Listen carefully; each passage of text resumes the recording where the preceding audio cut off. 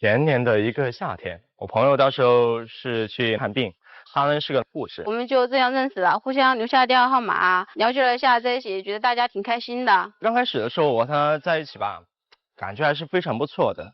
可是到了后面，因为工作的事情，反正他就特固执那种，然后老是和我说这说那，他甚至于拿自杀来威胁我。我做这些极端的事儿，都是想让他和我在一起，但是啊，感觉他现在老是那么疏远我，这个影响太大了。我觉得这样下去，我不知道我们的感情事情还经历得了多久。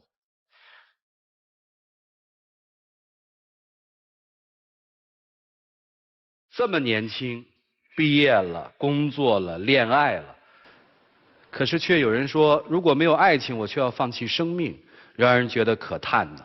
接下来，掌声请出这对情侣，来，掌声有请。男主人公小武，23岁，来自四川，是婚礼筹备；女主人公小刘，24岁，来自四川，是一名护士。来，有请两位，欢迎啊！出了什么问题你要自杀呀？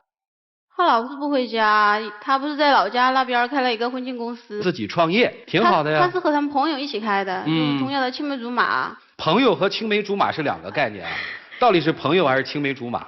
就青梅竹马。怎么了呢？就是他1个月嘛也不回家，我打电话一天打10多个电话，偶尔接一个，说1、2句都给我挂了。因为刚开始创业，以前没有接触过这个嘛，就需要去经常请教一些老人，还得去经常找一些合作商，然后这样。忙了连一个电话都不给我打吗？有那么忙吗？短信也不回，我不是没有给你打呀，我也给你打过呀。打了电话你说了几句话了，1、2句话就给我挂了，啥意思啊？这不是忙吗？跟你说了，刚开始的时候合作商。忙吃饭的时间都没有吗？吃饭的时间我不得吃饭呀。来，别吵啊！刚才你说他跟他的青梅竹马创业，对啊，是吗？有那么一个人嘛，因为他那个就有那个人，明明就有那个人嘛。我都跟你说了无数次了，我只是把她当我的妹妹看待。当妹妹，连辞职这么大的事也不跟我商量一下，直接都往自阳跑了，啥意思啊？我辞职那个事情跟你说，你会让我辞职吗？和你在一起这么久，我不了解你的性格吧？你是不希望他创业，还是不希望他跟这个女孩子一起创业？我希望他创业，但是他做什么事总要跟我说一下，对吧？他没跟你说？对啊，连辞职这么大事也不跟我说，也不跟我商量一下，自己就把辞职给辞了。你跟那个女孩商量过吗？商量过，因为他本来也是喜欢做婚礼的嘛，他家里条件比我好。前几次嘛，因为我那个自己心里不舒服嘛，就是找公司受了气。然后我就给他说起这个事情，然后他也挺有兴趣嘛，然后他就给我说他出资，然后我出想法，一起去搞这个公司嘛。那你跟那个女孩到底是个什么关系？有过曾经吗？没有过曾经，因为他的爸爸和我的爸爸是好朋友嘛。然后我们家里就在一个小区里面，就是个邻居嘛，从小就在一起，就算发小那种，只是好朋友。他就什么好朋友？你说是好朋友，他不代表是好朋友啊。他万一对你有什么想法呢？有什么想法还有你吗？这么多年了，如果说我真的和他有想法，以前你对他没有感情，现不代表现在你对他没感情啊。10多年、20年了，我都对他没感情，现在我就对他有感情了。哎，你们天天在一起，这半年里边，你们不是天天在一起吗？那我心里只是有你，没有他。我跟你说过多少次了？就为这点事儿您就自杀呀，姑娘？没有，还有其他事儿。那个他很久不回家，后来我不买了车票，我们到那个资阳去看他嘛。本来想给他一个意外的惊喜，对吧？结果到了公司门口，看到他和那个青梅竹马嘛，在门口有说有笑的，就那女孩打了一个喷嚏，把衣服脱给他披上，还摸他肩，这看哪个女孩子看了这个不气嘛？那不是只是出于朋友之间的关心吗？朋友关系呢？那你呢？我的朋友都是你招呼都不打一句你就过来了，有意思吗？怀疑我是吗？还不怀疑我怎么知道？你自己心里边清楚啊。好，你这样说我真的没办法跟你谈下去，我觉得。冷静一些，冷静一些啊！平常他就这种脾气吗？刚才说的事情还只是小事，我跟人家批复，他到时候就过来冲人家乱骂，你知道吗？到时候还跑过来就给我一巴掌。那么多人在啊，那么多合作商在，你让我面子放哪儿呀？到时候他气急的情况下打你。气急了，你那气急是气急了。想想看我，要是你一个男孩子跑到我面前也这样，你会不会气呢？你还不是很会气啊？你打我，我就认了。但你也跑人家面前说啥？说他是我的男朋友，你不可能在我身边抢走他。我和他根本没有什么东西，这个在别人眼中我是啥了呀？没有什么，那你为什么干嘛老是不接我电话？接电话1、2句就完了。我只是说你这个姑娘这事儿，对，姑娘这事儿是你做的吗？是我做的，但是真的气急了。但换个位置，像你看的那一幕，你也会啊。事后有没有觉得自己错了？事后是觉得自己错了。还错了。你是错了。我跟你说，他知错的话就不会发生后面那些事情了。后面还有事儿啊？是啊，我就说这太丢人了。我们回家说，等会我拉他家里，我就跟他说我们分手吧。他直接很气了，直接跑了厨房，拿出水果刀往自己的手上就准备割去。谁让你跟我说分手的？那不至于你拿手。从来没跟我吵过架，那你干嘛跟我说分手？谁气急了也会这样啊？啊，当时我真的不该拦你，一刀捅自己算了，我觉得。喂，这是现在年轻人这口无遮拦的，你真拿起刀就割呀？还没割呢，就他一碰一下把我手这儿割了。他把手割了之后，他还要挟我必须写保证书，说以后再也不和他说分手了，还要必须保证和那个女的没有任何关系。我说我人家没关系，你就写下保证书，那有什么？写了没写啊？写了，他还逼我那个朋友也写，所以我们2个人都写，让我逼人家写什么呀？他们俩没什么关系，就写一下呗，可以证明他们俩没什么呀，我就必须让他们写。那姑娘还真给你写了。写了。当时我不是害怕他吗？他手不是划了一口吗？当时我朋友过来了，我给他打电话，他马上也开车过来了。然后不想因为我这个事情真的让他轻生了，然后就答应我先写这个东西吧。然后这个只要他得到他想要的东西，他这事情就了了。然后最后在这种情况下，然后他才写的。最后我们的关系也因为这个事情闹得有一点僵了，我觉得。是这个本来没什么的哈。本来就没有什么的。没什么就写呗，还那么多话。不是已经写了吗，姑娘？是写了呀。那现在怎么为什么到这儿呢？但他从来都没有执行过他上面写的东西啊。我没执行过吗？执行过吗？不是，你那上面到底写的是什么呀？还有执行问题，不就是保证没有男女朋友关系，还有什么呀？对啊，还必须每天都给他打电话。打了吗？有时候打嘛，但有时候比较忙啊，真的很忙的时候，那时候而且每天写他们的资料，和他们的客人去吃饭啊。那你打电话就跟早中晚吃饭一样的时间，就不得打一下呀。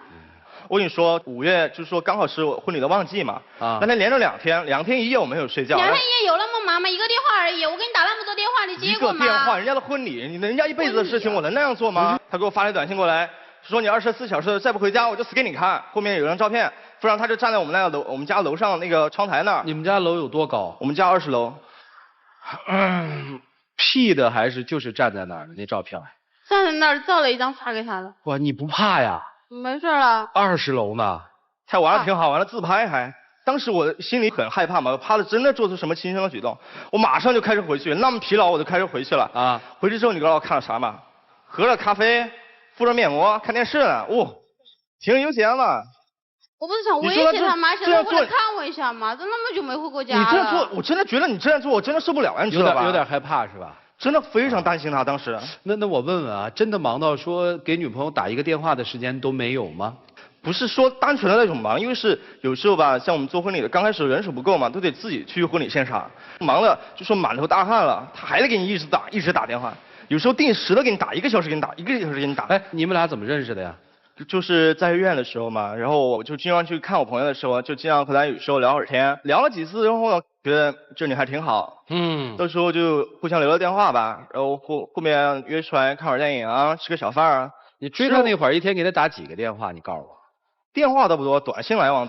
短信一天发多少呢？40、50条吧，每天。那你过去有时间发40、50条短信，怎么没有追到手了，连个电话都没有了呢？因为当时嘛，才从学校出来，挺闲了嘛，工作也挺轻松。后面感觉，反正嘛，其实到现在我都还挺在乎他的，但是他老这样，我真的受不了了。那他不给你打电话，你有每天给他发短信吗？发短信啊，每天都发。对啊，他不理我。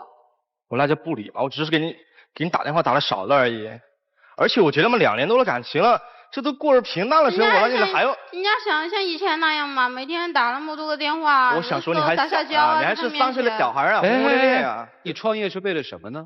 还不是为了过上好日子呀？跟谁过上好日子？和他嘛。啊，那他现在日子过得好吗？还行吧，一天化妆品啊，吃东西没少过你吧？哟，你要这些吗？我要这些，但是我也要他。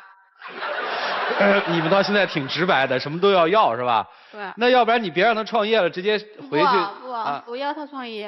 啊，你又让他创业，但是不能老是这样冷落我呀，必须的，就是说一天早中晚给我打个电话嘛，3个到4个。我是1086吗？每天给人家打电话。要说什么？就问我在干嘛呀？吃早饭没有啊？有没有想我呀？就发这句就可以了。我就发现他有点神经质，知道吧？就老是这个样子，动不动啊就发一个什么，他就把那个安眠药当糖果来吃，你知道吗？我真的是为了在乎你，不想跟你分手。再在乎也不是这样的吧？今天老师们压力比较大，这要在这儿分了手了，不敢分手。你不会在我们这儿自杀吧？有可能会。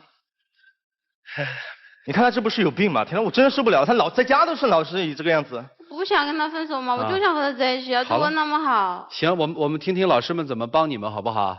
好吗？来，一起进入丘比特问卷。我觉得为爱自杀的人是最傻的人。你真正自杀的原因是因为你爱他爱得不行，这份爱比生命更重要吗？对。真的吗？真的，我就想和他在一起。别跟我们说这份爱比你的生命更重要。你一个学医的、做护士的人，你充分的知道怎么划会致命，怎么划只是做样子。你在这用自己的医学技巧来霸占他对你的爱，来不让他走。姑娘，你不觉得你太贪心了吗？最可笑的是，这种贪心和看起来聪明的举动毫无用处，愚蠢无比。大家都经常说，人固有一死，或重于泰山，或轻于鸿毛啊。那种因为别人不爱自己了就选择轻生的人，真的就跟一根鸿毛一样。但是如果像他这样，明明是知道自己死不了，用自杀来霸占对方对自己的爱的人，连毛都不如。马老师觉得他傻啊，我觉得非常讨厌。你一次见他会因为爱你，对吧？说我要死，他会心疼你，舍不得你，哎，从了。你要第二次威胁，他就会顾忌，怕你还真可能出什么事儿，又从了。第三次就会怕你，觉得你怎么是这么样一个愚蠢的人。第四次就会憎恶你。爱情当中最忌讳的就是以自残式的要挟取得胜利，那些胜利都是暂时的。你每要挟一次，你的爱就减1分，憎恶就加1分。当你用一次一次的胜利换来是什么？就消耗掉你的爱，最后完全剩下了憎恶。你现在还处于初级阶段，如果你再往前发展的话，你的男朋友一定是远远的避开你，他心中怕你，怕一个人能爱上你吗？你觉得你自杀是戳他的痛，是他的软肋，戳一次没问题，他很痛，第二次有点痛，戳的多了长茧子就不觉得痛了，留下的就是憎恶你。赶紧醒悟吧。曾经有一次在采访的过程当中，一个男生也是以自杀相要挟，站在楼顶上，让我们把他女朋友找来了。他的女朋友一声不吭，选择了沉默。我们当时都觉得这个女人特别的狠心，你哪怕是把她先哄下来解除危险也好啊。但是在事后我们想了想，也许当你的伴侣以自杀的方式要挟你的时候，你选择沉默是最正确的，既不给他希望，也不给他失望。我问你几个问题，姑娘，你真的爱他吗？不爱他。你愿意为了他去死吗？不愿意。你既然连死都愿意为他付出，你为什么不愿意跟他一块儿去滋养，跟他共同创业？因为我学护士的嘛，你连死都愿意，连工作都不能放弃吗？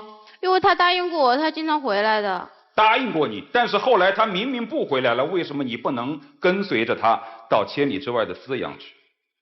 好，我再问，如果你的男朋友真的离开你而去，跟别人在一起，你真的会死吗？说实话，真的会死吗？也许刚开始会吧。我们来想一下，如果你死了之后，结果是怎样？第一，他真的爱你，你死了之后，他终生不娶，一辈子都不快乐，郁郁寡欢，这是你希望的吗？不希望。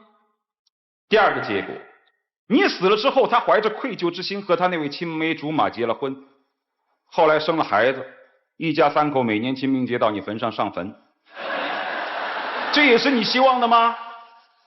回答我。不希望。再问你第3个问题，假如你是男嘉宾，左边是默默支持自己事业的青梅竹马，右边是天天闹自杀无理取闹的女朋友，你会选择谁呢？我想如果你脑子没病的话，肯定会选择左边的青梅竹马吧。所以说你宁愿以死相要挟而不真正的付出，这是自私。你表面上口口声声自杀，其实不过是想占有对方，这是虚伪。你天天说我在为了争取自己的爱情而努力，甚至要自杀，而其实你在实际上一步步的把他推向另外一边的青梅竹马，这是愚蠢。其实男生是有很大的问题的，你心里肯定在想，为什么别人找个女朋友都那么好，那么善解人意，怎么我找一个就天天闹自杀，对不对？人们往往在人生逆境的时候，倒霉事来临的时候，都会想，哎，怎么倒霉的总是我？但是当人生处于顺境的时候，当幸运的事降临在你头上的时候，很少有人扪心自问，为什么幸运的是我呢？这是人的自私性。就比如说，当初你的那个青梅竹马愿意投资让你来做老板，为什么这么幸运的事就落你头上了呢？你有没有想过这事儿啊？是我觉得嘛，当时因为觉得是好朋友嘛，因为从小长大吧。真的是这个？就因为是好朋友，他的好朋友多了，为什么只选择你这个男性啊？你心里清不清楚他对你是有多情的？你很清楚吧？但是你明知而不犯，你还要去。你明明知道有这么一份危险，明明知道有人寄希望于你，表面上打着共同创业的幌子，其实只不过是想重温旧梦，但你还是去了，最后还把衣服披到青梅竹马上去了。所以说你们两人都是自私的。如果两个自私的人相爱走在一起，大概最后的结果就是比谁更自私。好多情侣在我们的这个舞台上说那一句话，爱情都是自私的。不错，爱情是自私，但恰恰是因为爱情有自私的一面，所以它更有无私的一面。你们只看到了自私的那一面。自私是什么？自私就是要求对方100%忠诚于自己，不能有另外哪怕一丁点的外心。所谓的无私，就是我要求对方100%忠诚于自己，爱自己，所以我也能够无私的奉献给对方。你们没有无私的一面，你们只有自私的一面。所以说，如果你们今天还想再走在一起的话，好好的考虑考虑，你们在自私的同时，有没有想过无私的一面？就这样。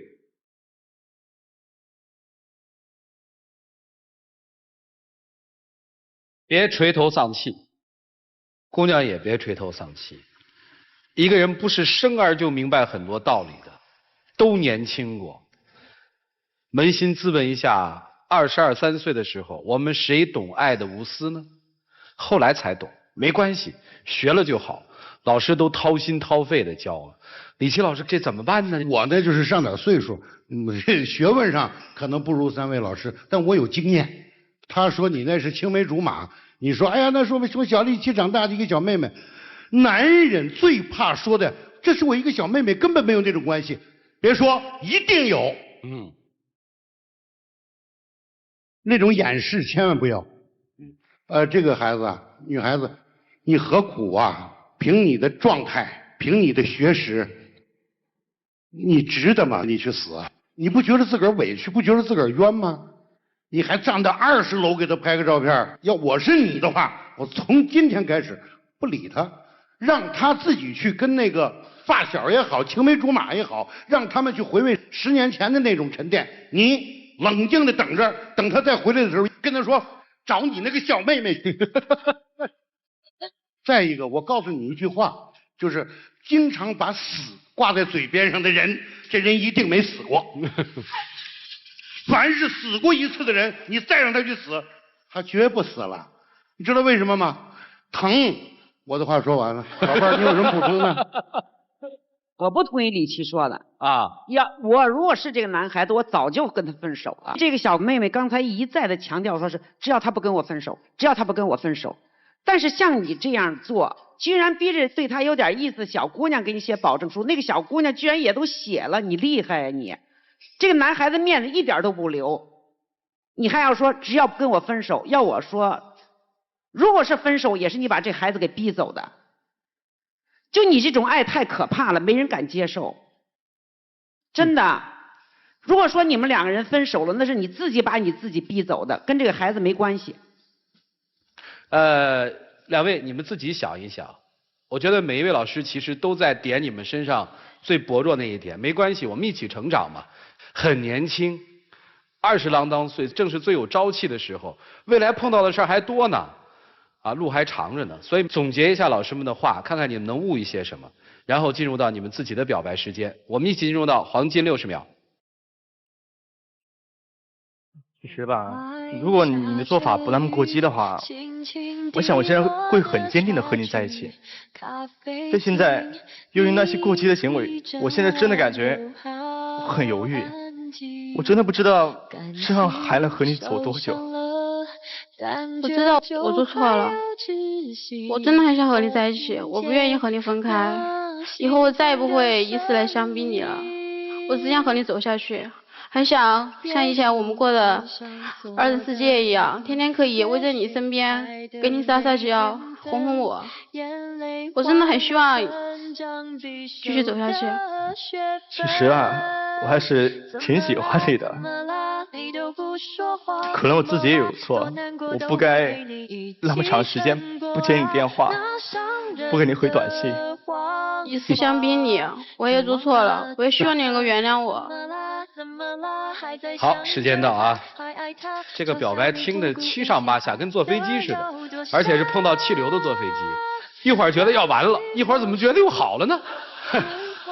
来回答我几个问题，你们再走。姑娘，你认为你的一生拥有了什么就幸福了？他对我的爱。小伙子，你觉得你这一辈子拥有了什么就幸福了？家人。好，看来人只有到绝境的时候才明白什么是最珍贵的。两位请回吧，谢谢你。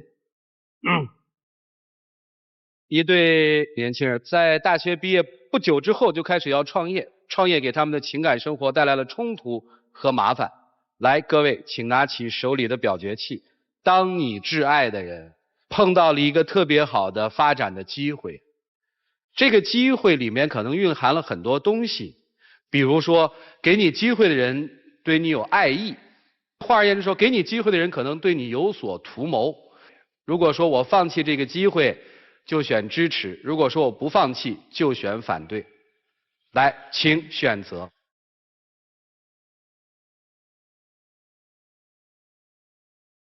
这个现场有66.67%的现场观众说我们还是要感情的，而那边33.33%的观众朋友说我可能会考虑那个。生活都是这样的，难题出现的时候才是考验智慧的时候。各位，我们来看看他们自己的选择是什么吧。在此之前要告诉电视机前的观众朋友，如果你的情感碰到了困惑，请按照我们屏幕下方打出的联系方式来联络我们，你就有机会走进我们的现场。接下来我们一起数5个数，看看这对年轻人自己的选择。来，5、4、3、1，请开门。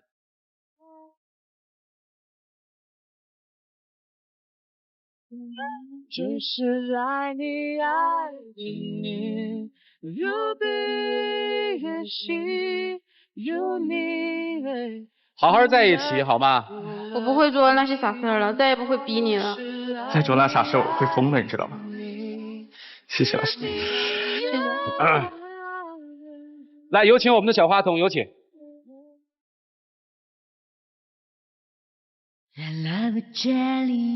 这个给我，这个给我，这个给我，谢谢啊！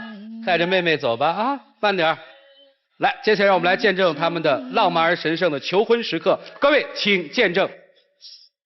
亲爱的，由于中间发生了很多事情，我们的感情差一点就走的没有边际了。既然大家都说的很对，我可能真的因为平时比较忙，忽略了你。我希望你以后可以接受我。我也错了。你愿意吗？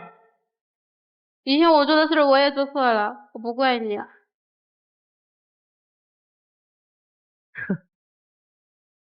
感谢杰里亚为本节目嘉宾订婚提供的套装礼盒，送这个套装礼盒就代表你对他说，爱要有你才完美，拿着吧。